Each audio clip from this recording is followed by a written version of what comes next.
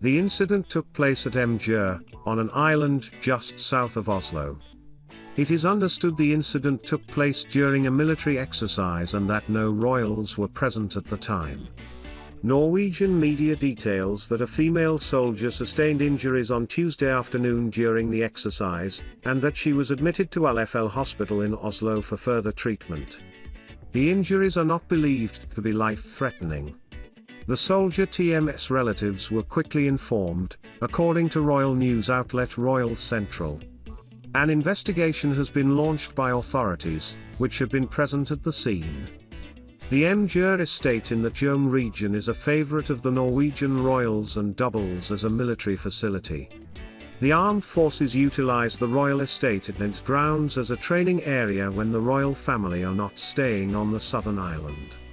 An armed forces spokesperson said, "As of now, this is a police matter. They must do their investigation before we comment on the course of events and the extent of the damage." The land on which the Mågerø Estate is built is the property of the Norwegian Armed Forces. The buildings, owned by the royal family, are outfitted with military protection from the armed forces when the royal family is in residence. Mågerø is a relatively new private residence, constructed after Norway TM's King Harald V and Queen Sonja made it known that they desired a new summer retreat in 1992. A commission was offered for the design of the holiday home, with a stringent list of expectations. The King and Queen were clear on everything from the finances to how they wanted the estate to look. They favored simplicity, modernity, and a natural feel to the construction. Over 60 architects applied and competed to build the royal family TM's modern island hideaway. The winning entry, the design by Lund Hagem Arkitekter A, stood out to the royals for its seamless incorporation into the surrounding area. The royal family first stayed at the completed Mågerø in 1993. Most royal engagements take place in the Royal Palace in Oslo, which is the most prominent of the royal residences. Like other royal residences across Norway, such as Stiftsgården in Trondheim, or Gamlehaugen in Bergen, the royal palace is owned by the state, and available to the royal family, when they visit that area of the country. Mågerø is privately owned, as is the Skaugum Estate in Asker, where Crown Prince Haakon and Mette Marit, the Crown Princess, reside. James, who is Kate TM's younger brother, married Alice on September 11 in Borns-les-Mimosas, a notoriously beautiful French village in the Côte d'Azur. Attending the event were the couple's trademark closest friends and family, including Kate and Prince William and their 3 children. Other family members in attendance were James' trademark sister Pippa and her husband James Matthews, along with their children Arthur and Grace, as well as parents Michael and Carol Middleton.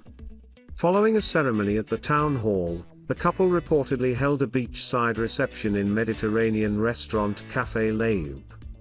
The flower girls were the couple TM's dogs Ella and Mabel, who were given the role of welcoming each guest as they arrived. Ella in particular, played a key role in the couple TM's first meeting in 2018, according to royal expert Zoe Forsey. Pod Save the Queen is hosted by Anne Gripper and features the Daily Mirror TM's Sarah Bradbury, Russell Myers and Ms. Forsey. On James and Alice TM's awkward first meeting, Ms. Forsey claimed, "You mentioned their love for dogs already, and it was actually a bit of a chance encounter. They met, all thanks to their dogs." James had taken Ella out to a very fancy private members club in West London. Ella was sitting at James' trademark feet behaving herself, but she went over to have a drink of water. On the way she was distracted by a very beautiful blonde woman who was sitting in the corner of the bar. It was also quite a weird moment because when James went over to apologize, Alice actually thought he was a waiter and just ordered a drink.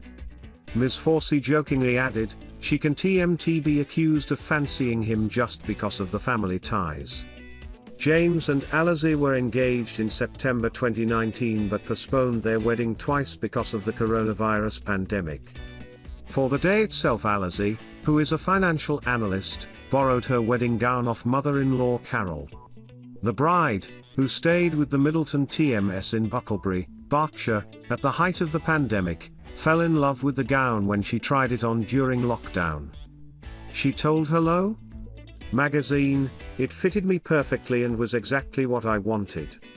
It always troubled me that wedding dresses are worn once, and so it was amazing to give such a beautiful dress a second lease of life."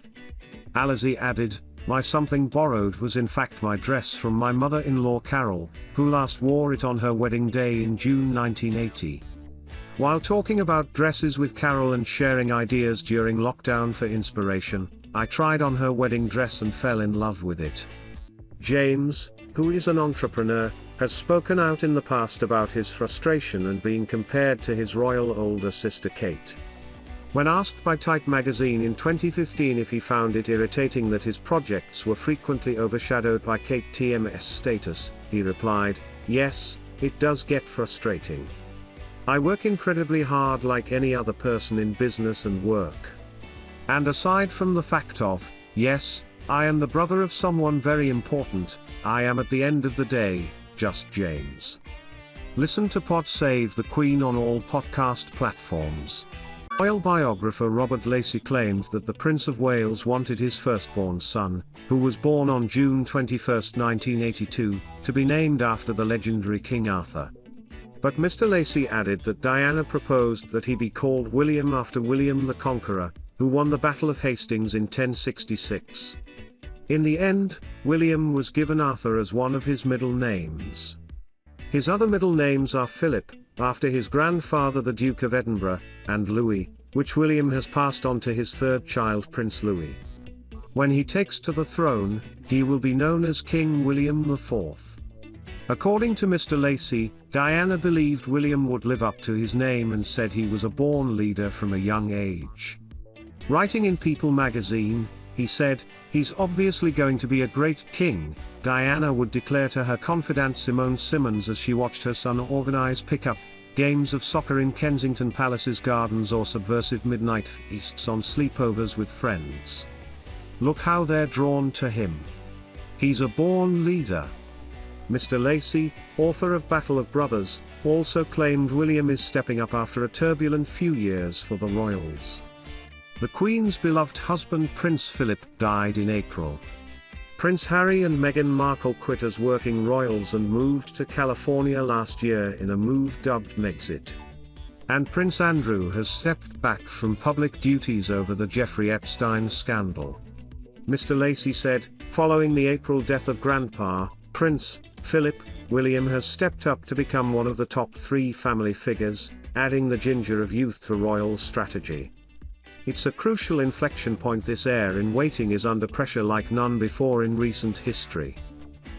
As pictures emerged of the 39-year-old alongside Camilla, Duchess of Cornwall and Sophie Wessex, many took to social media to hail her sense of duty.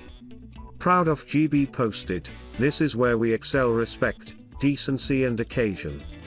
We have a royal family to be proud of, which has definitely been made better by the addition of the Duchess of Cambridge." Tracy Williams tweeted, "So glad to see Catherine in the Queen's place. She was truly the only one that should have." Nonan12 wrote, "Beautifully turned out, impeccable and respectful. Kate is the diamond in the crown." Claire Marie said, "The future of the monarchy, Charles will reign with William at his side. Catherine is a real asset to the royal family." All of them looked teary today. The Duchess of Cambridge was caught on camera with her eyes closed and tight-lipped during the 2-minute silence. It pays tribute to everyone who has given their life for their country and is a poignant moment of reflection for many. In accordance with the royal pecking order, Kate should have stood next to both the Queen and Camilla. But she was bumped up after Buckingham Palace announced this morning that the Queen had decided with great regret to no longer travel to central London for the commemorations. The palace said in a statement, "The Queen, having sprained her back, has decided this morning with great regret that she will not be able to attend today's Remembrance Sunday service at the Cenotaph. Her Majesty is disappointed that she will miss the service." Kate and Camilla stood on the balcony for a heavily scaled-back Remembrance Sunday service last year because of the pandemic. The Queen was not able to attend because of her vulnerability to the virus and watched the ceremony with a solitary lady in waiting.